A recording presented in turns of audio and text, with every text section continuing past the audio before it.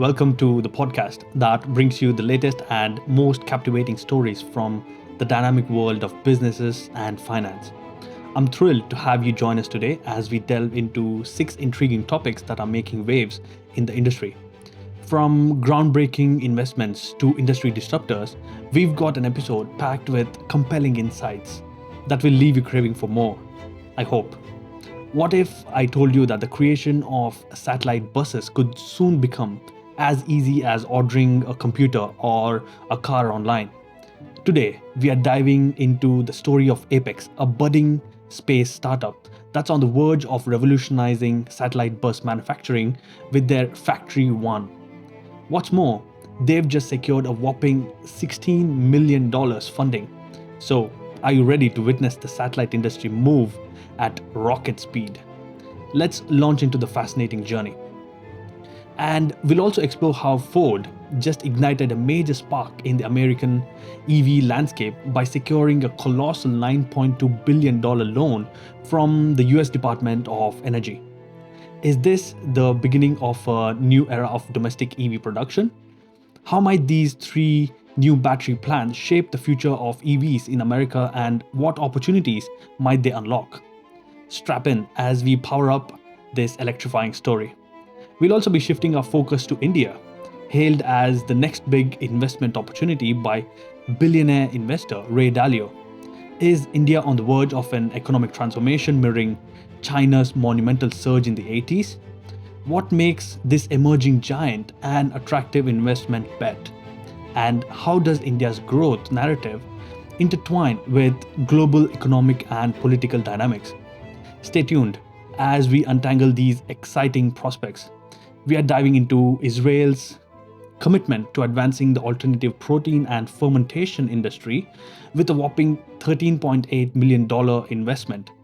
Is Israel poised to become a major player in this burgeoning sector? What do these innovations mean for our dinner plates, our health, and our planet? And how will this bleeding technology and gastronomy change the face of global food industry? Join us as we feast on these thought-provoking topics. We are also tackling the eerie tales from the ghost kitchen industry. Remember the roaring success of ghost kitchens during the pandemic? But what happened next? Has the market for these delivery-only ventures reached a dead end, or are they just looking for opportunities? Let's dive deep into the tale of companies like Reef Technology and Cloud Kitchens and examine what the future holds for the once booming ghost kitchen space. Stay tuned. We'll be examining PM Pediatric Care, a company that has just secured a whopping $50 million for their pediatric urgent care business. They successfully treated 6.5 million patients, and they're not stopping just there. But what lies ahead of this innovative company? Will this emphasis on behavioral health and shift towards a value-based care revolutionize pediatric care as we know it? Join us as we explore the intriguing trajectory of PM Pediatric Care. Ever heard of a spacecraft factory? Imagine the possibilities it brings. Mass manufacturing satellite buses, that's the mission of Apex, a groundbreaking startup based in Washington. What's more, they have recently raised $16 million to fund the development of their first large-scale factory. The funds will be used for what they call Factory One, a 4,600 square meter production facility in Los Angeles. We're looking at a company that projects scaling up production to 5 satellites in 2024, 20 in 2025, and as many as 100 in 2026. Intriguing, isn't it? You know what's even more fascinating? The fundraising climate for space companies has been changing, and Apex found itself in the middle of a significantly oversubscribed Series A round, led by venture firm Andreessen Horowitz and Shield Capital. Apex CEO Ian Cinnamon said that they had more investors wanting to invest than they could accommodate. So, what's driving this investment frenzy towards companies like Apex? In our current climate, investors are looking for companies that have a clear path to generating revenue and a solid business model that would grow massively in the future.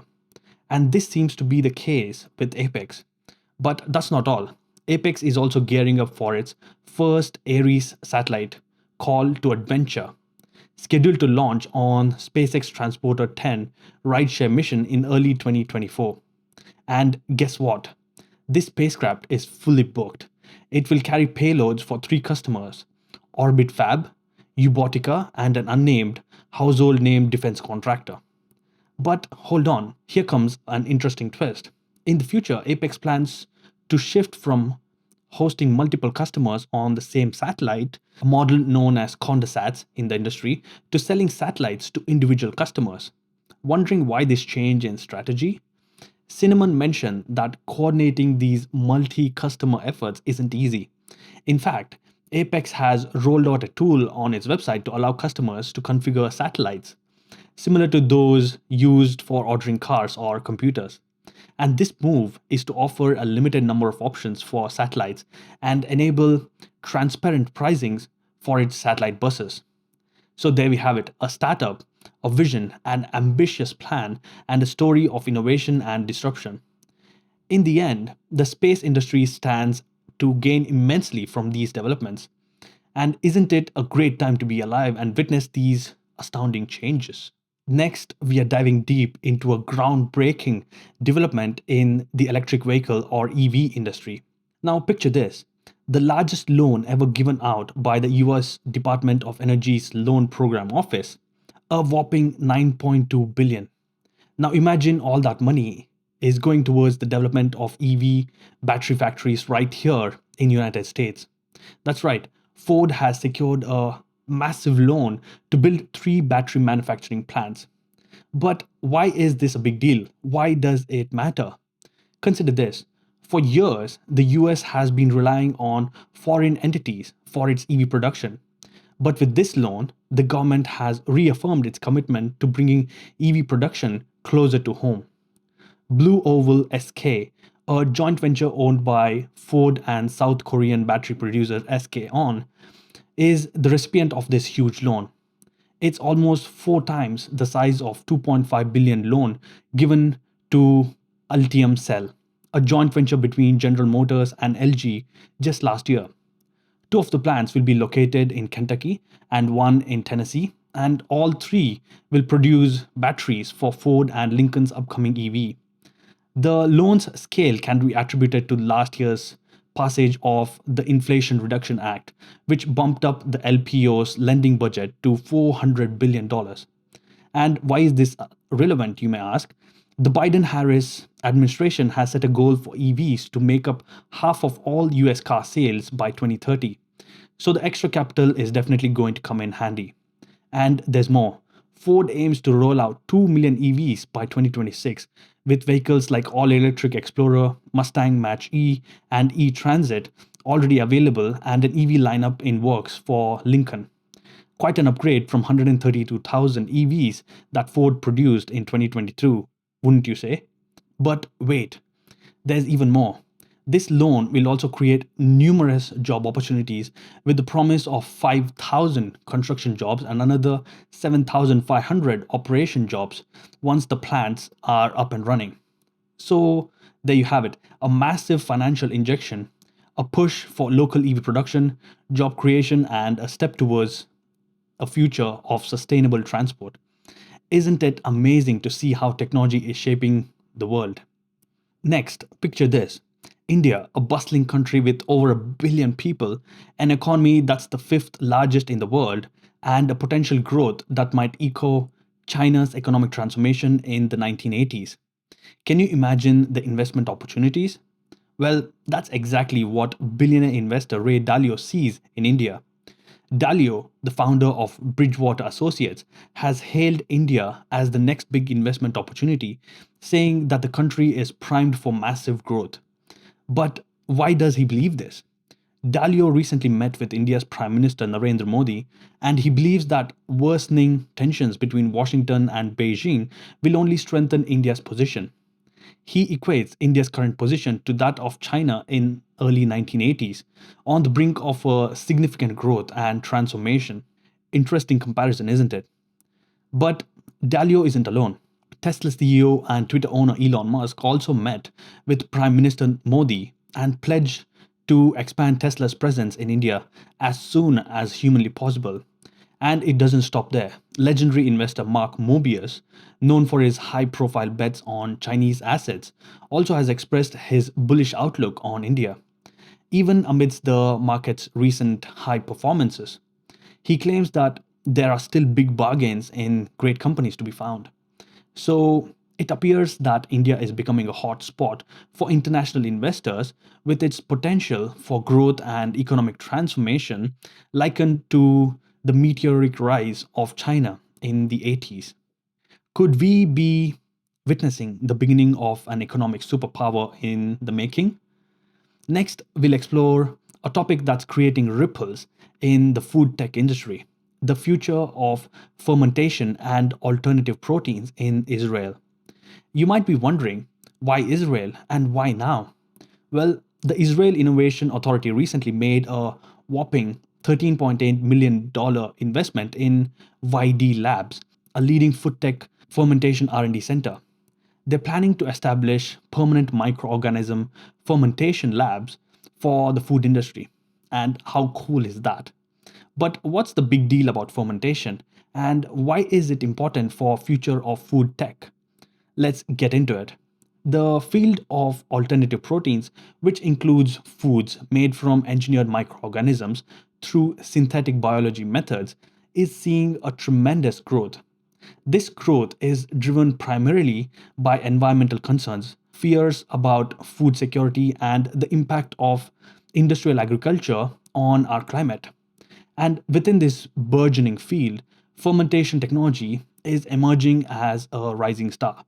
Imagine structurally animal like fats, enzymes for food production, flavor and aroma compounds, and more, all derived from microorganisms through fermentation. The initiative to boost fermentation technology isn't just for the sake of scientific advancements. It's also an effort to retain knowledge within Israel and reduce reliance on foreign service providers. It's a move to keep the advancements and innovation homegrown. Now, the planned fermentation facility is going to be something straight out of food tech's lover's dream. It will include equipment, human resources, specialized in food fermentation, and services enabling fermentation at various scales. This move could set the stage for Israel to become a global leader in alternative protein sector. So will this investment turn Israel into Silicon Valley of fermentation technology? Will we see the next big thing in alternative proteins emerging from this small but dynamic nation? These are the questions we are excited to see answered in the coming years. Next, we'll dive into the intriguing world of ghost kitchens. Are they really the future of food industry or just a spectral trend? Remember when the pandemic first hit and eating out wasn't an option? Takeout was king and new players in food industry seized the opportunity. Ghost kitchens, virtual delivery only kitchens, also known as cloud kitchen, started popping up everywhere. It seemed like the perfect solution in the era of lockdowns and social distancing, and investors agreed. Between 2020 and 2022, ghost kitchen startups raised more than $3 billion in venture financing, with Reef Technology and Cloud Kitchens, founded by Uber's Travis Kalanick, alone pulling in over $2.75 billion. But fast forward to 2023, and the narrative seems to be changing. Restaurant dining is back, and people are embracing it, eager for the whole dining out experiences they missed. So, what happened to the high flying ghost kitchen startups?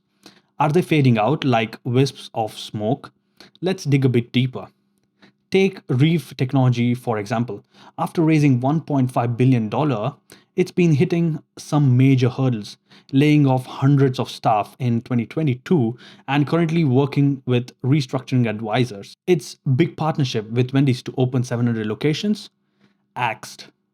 And it's not just Reef. Cloud Kitchens too faced layoffs, though it seems to be holding up better, even announcing a partnership with Starbucks.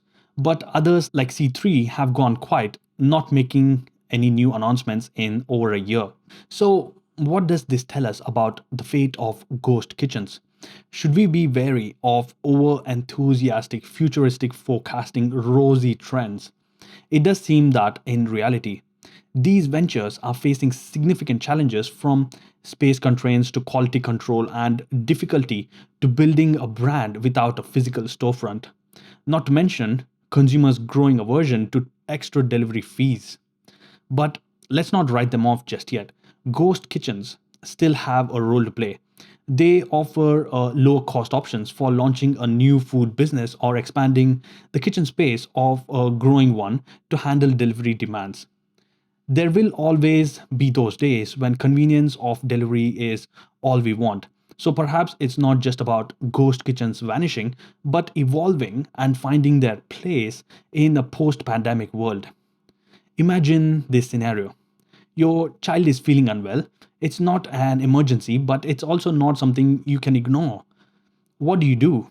Enter PM Pediatric Care, a company that aims to provide children an alternative to emergency department for non-life threatening situations. Founded in 2005 by Stephen Katz and Dr. Jeffrey Scholar, this Long Island, New York based company has treated 6.5 million patients across 78 locations in 15 states. Their services include telemedicine, behavioral health, and even providing virtual physical and mental health services to select schools. This week, PM Pediatric Care announced that it has secured a whopping $50 million in Series E financing, aiming to expand its services. Led by Scopia Capital and Jefferson River Capital, the funding will allow PM Pediatric Care to add new business lines like primary care and expand its sites in areas such as Chicago, Los Angeles, and Dallas. Most interestingly, the company plans to build out its behavioral health business, which is currently underserved market. And that's not all. They're also exploring potential acquisitions in urgent care, behavioral health, or service areas, and move into value based care, shifting away from the traditional fee for service model. But securing this funding wasn't a walk in the park. Katz admitted that it was a challenging environment and it took a while to raise the funds. However, their goals are expanding their behavioral health platform and moving into value based care that helped them secure the investment. As for the future, Katz says they are focused on building a great company but are open to exploring options. Any major liquidity event, however, is likely a few years down the line. With companies like PM Pediatric Care in the market, it is an exciting time for pediatric care. The focus on behavioral health value based care and constant growth in promising trend for this underserved sector. What an incredible journey we've had today. From innovative labs in Israel to bustling, albeit changing world of ghost kitchens and right through to the caring hands of pediatric healthcare, we've certainly covered some ground. The investment in fermentation technology in Israel really struck a chord, didn't it? Is this the future of food production?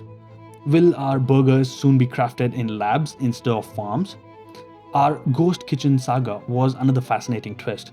With their growth slowing, how will they evolve to retain relevance in a world keen to return to restaurant dining? And the courage of PM Pediatric Care, committing millions to support behavioral health in children, this is a testament to how companies are striving to reshape healthcare, even in these challenging times. And as we wrap up, we are reminded that even though the challenges are many, innovation never sleeps. We hope today's discussion have left you with plenty of food for thought. Thank you for joining me. Don't forget to subscribe and leave a review. We'll meet again to unpack more captivating stories.